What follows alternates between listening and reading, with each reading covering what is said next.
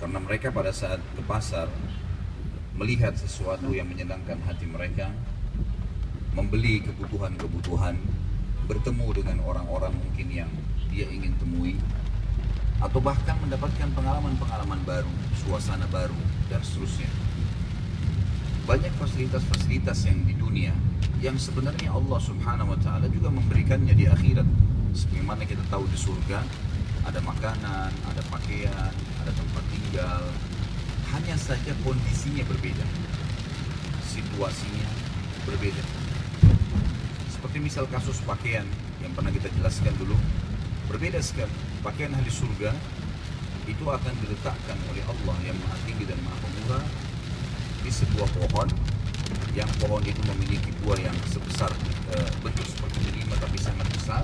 Kalau ahli surga ingin menggunakan baju atau mengganti baju mereka, maka secara otomatis pohon itu akan mendekat, terbuka, kemudian di dalamnya ada 70 gaun dengan 70 warna, dengan 70 model yang dia tinggal ingin dalam hatinya jenis tertentu atau warna tertentu, maka tiba-tiba terkenakan di badannya tanpa lagi harus dia buka, dia pasang, tidak ada lagi seperti itu.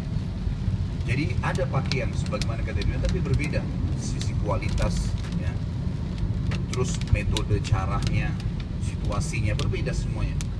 Dan pada saat pohon itu tertutup, ya semacam tanda kutip lemarinya ahli surga itu tertutup karena dia sudah memilih gaunnya, kemudian dia ingin mengganti pada waktu yang seketika setelahnya, mendekat lagi tempat tersebut. Pada saat dibuka berubah lagi 70 gaun tapi beda warna, beda model, semuanya berbeda.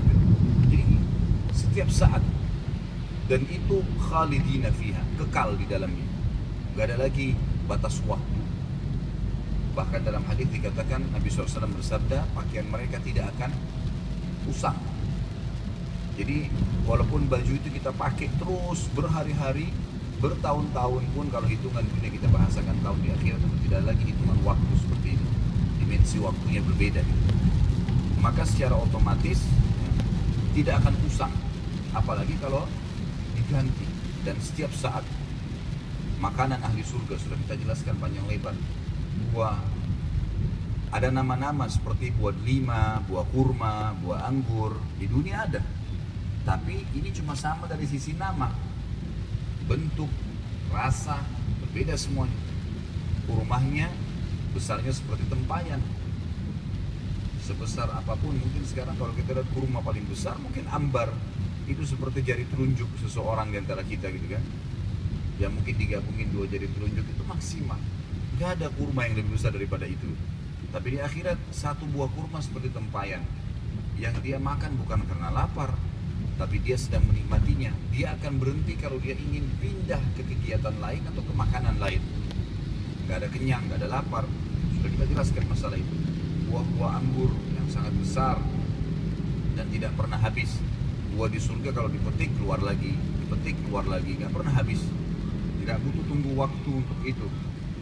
Tidak butuh tunggu waktu untuk supaya bisa tumbuh lagi. Bahkan ada hadis yang disebutkan oleh Nabi SAW, nanti ada orang di surga meminta kepada Allah agar bercocok tanam. Dia mau cocok tanam. Kata Nabi SAW, Allah berfirman padanya, bukankah semua fasilitas sudah ada padamu?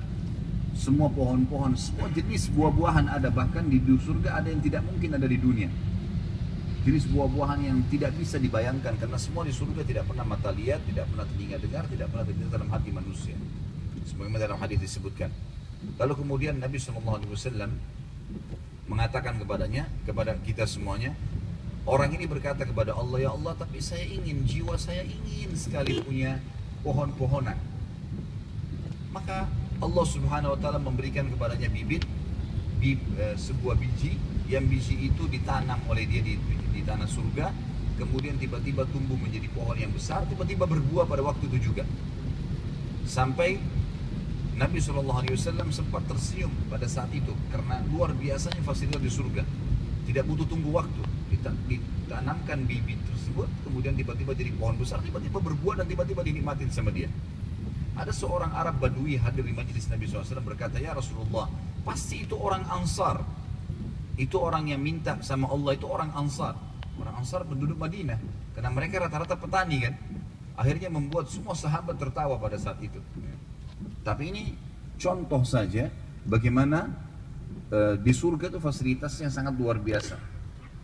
Batang-batang pohon yang sudah kita bahas pertemuan yang lalu, semuanya batang pohon kita di dunia umumnya memiliki kulit yang keras atau mungkin pun kulitnya lembut seperti pisang misalnya, tetapi juga basah dan segala macam hal yang mungkin memiliki banyak hal yang membuat manusia tidak ingin memegangnya, ada getah dan seterusnya. Tapi kalau di surga batang pohonnya emas, sulit dibayangkan batang pohonnya emas tapi bisa berbuah.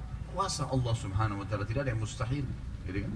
Dan kita tidak perlu heran hal-hal yang seperti ini teman-teman sekalian, karena Allah Maha Kuasa dan kita memang ini dasarnya manusia, anak Adam penghuni surga. Kita di tempat kita memang di sana, gitu. Ayah kita Adam alaihissalam diturunkan dengan istrinya Hawa ke muka bumi, kemudian akan kembali ke sana. Cuma sedikit cobaan di sini sekarang, ini loh perintahku kata Allah, untuk kembali ke tempat kalian, bahkan bisa meninggikan derajat-derajat kalian, lakukanlah ini, itu, dan seterusnya. Ya, ketaatan-ketaatan dan tinggalkan kemaksiatan. Tapi orang yang bangkang tidak akan ke sana loh ya, tidak akan kembali ke tempatnya, dia akan kembali ke neraka, tempat siksaan yang sudah disiapkan sebagaimana sudah panjang lebar kita jelaskan. Semua fasilitas di surga, fasilitas yang tidak bisa dibayangkan, susah sekali dengan dibayangkan. Tetapi kita imani, karena keimanan akan memudahkan kita untuk meyakininya. Ya. Contoh misalnya air yang kita bahas. Bagaimana bisa ada air jalan di depan mata seseorang ahli surga di istananya tanpa tersentuh tanah, dan dia bisa mengambilnya tanpa tertumpah di lantainya. Ya. Itu semua sudah kita jelaskan panjang lebar. Semua ini saya review kembali dan masih banyak yang kita tidak reviewkan tentunya untuk menekankan sebuah poin. Pada saat kita membahas pasal ke-22 tentang masalah pasar ini, jangan dibayangkan seperti pasar kita yang becek, yang kotor, ya. Atau mungkin hanya seperti mall, orang masuk kemudian lula-lalang, toko bersebelah-sebelahan. Bukan itu. Memang disebutkan dalam hadis masalah pasar, tetapi di sini tidak ada transaksi. Pasar ini tujuannya hanya dijadikan oleh Allah yang Maha Tinggi dan Maha Pemurah sebagai tempat pertemuan ahli surga. Dan umumnya ini didatangi oleh kaum laki-laki di surga. Kaum wanita mereka tinggal di istana. Inilah yang akan kita bacakan hadisnya. Hadis diriwayatkan oleh Imam Muslim. Anas bin Malik radhiyallahu anhu meriwayatkan sabda Rasulullah sallallahu alaihi wasallam, sesungguhnya di surga terdapat pasar. Mereka mendatangi pasar tersebut setiap Jumat. Lalu berhembuslah kepada mereka angin dari arah utara, dan hembusan angin tersebut mengenai wajah dan pakaian mereka sehingga mereka bertambah indah dan tampan. Ini jelas yang dimaksud adalah kaum laki-laki. Mereka bertemu, mereka keluar, mereka bertemu di situ. Kata sebagian ulama hadis maksudnya mereka saling kenalan, ya, satu sama yang lain. Karena ada kaum-kaum sebelum kita yang beriman, kaumnya Nabi Nuh, kaumnya Nabi Shu'aib, kaumnya Nabi Saleh. Kita sama-sama di surga. Maka kita berkenalan sama mereka dan itu setiap Jumat. Tentu di surga sudah tidak lagi sholat Jumat, gitu ya. Jadi mereka bertemu. Satu-satunya ibadah yang tertinggal yang kita lakukan di dunia dan akan ada di surga adalah zikrullah. Karena kita selalu berzikir, bersyukur kepada Allah SWT pada saat itu. Kemudian mereka pulang menemui istri-istri mereka dalam keadaan semakin tampan dan mempesona. Berarti jelas ini kaum laki-laki ya. Karena para istri mereka menunggu di rumah atau di istananya. Melihat itu, istri-istri mereka berkata, demi Allah, engkau semakin bertambah indah dan mempesona setelah meninggalkan kami. Tadi baru keluar menuju ke pasar, kemudian sekarang balik, tambah tampan, berubah. Ya. Ini bukan karena pergi salon suaminya, ya. Kemudian baru cukur baru, ya. Enggak. Kadang-kadang orang kalau pergi salon cukur balik masih ada saja harus mandi gerak. Enggak ada, ini tiba-tiba sudah sangat sempurna. Gitu. Enggak ada lagi orang jelek di surga. Enggak ada lagi orang jelek. Dan sebagaimana juga sudah dijelaskan, salah satu ciri ahli surga adalah mereka memiliki kulit yang sangat bersih. Tidak ada lagi orang yang memiliki kulit yang kotor, yang gelap. Semuanya sudah berubah. Dan pada saat itu Allah yang Maha Tinggi dan Maha Pemurah juga menjadikan para istri di istana-istana mereka berubah juga tiba-tiba menjadi lebih cantik dan lebih mempesona dari sebelumnya. Karena para laki-laki penghuni surga berkata, demi Allah, engkau juga semakin bertambah indah dan mempesona setelah kepergian kami. Dan ini sekali lagi ya, tanpa melalui proses. Dalam arti kata, ya Allah SWT ubah menjadi tiba-tiba lebih tampan, lebih segar, ya, lebih bersih, lebih rapi, ya. Semuanya tiba-tiba seperti itu dengan kuasa Allah Subhanahu Wa Taala. Karena memang surga tempat kenikmatan. Makanya Imam Ahmad rahimahullah mengatakan tempat istirahatnya orang mukmin di surga. Dan bumi ini, dunia ini bukan untuk istirahat. Salah. Kalau ada orang mukmin terus berlihai-lihai, malas, tidak sholat malam, tidak baca Quran, tidak hadir majelis ilmu, tidak puasa, maka ini orang yang salah ini.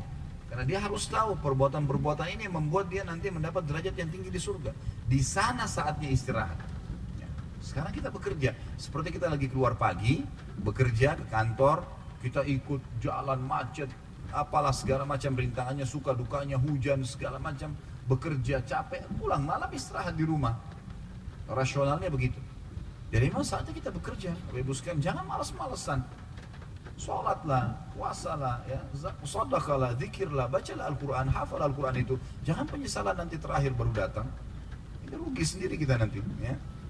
Karena penyesalan nanti terakhir teman-teman sekalian. Walaupun orang masuk ke dalam surga disepakati oleh para ulama, tidak ada orang di surga menyesal. Karena nikmat yang paling rendah pun di surga sudah membuat mereka sangat puas. Tetapi perlu kita renungin, selama kita masih hidup di dunia dan kita punya peluang untuk meninggikan derajat kita, kenapa enggak?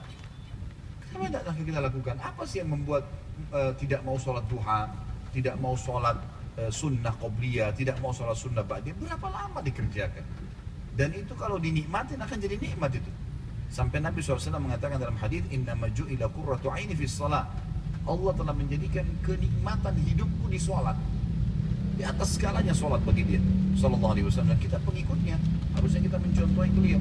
Sholat itu nikmatin Bapak Ibu sekalian, dari takbir Allahu Akbar, tenang, baca iftitahnya pelan, Al-Fatihah pelan. Jadikan betul-betul sebuah pertemuan mulia antara kita dengan Sang Pencipta Allah. Tanda kutip di sini. Karena kita komunikasi dengan Allah Subhanahu Wa Taala dengan sholat, gitu kan? Karena sholat itu memang doa. Ya, seseorang sedang menyampaikan, sedang komunikasi dengan Tuhan.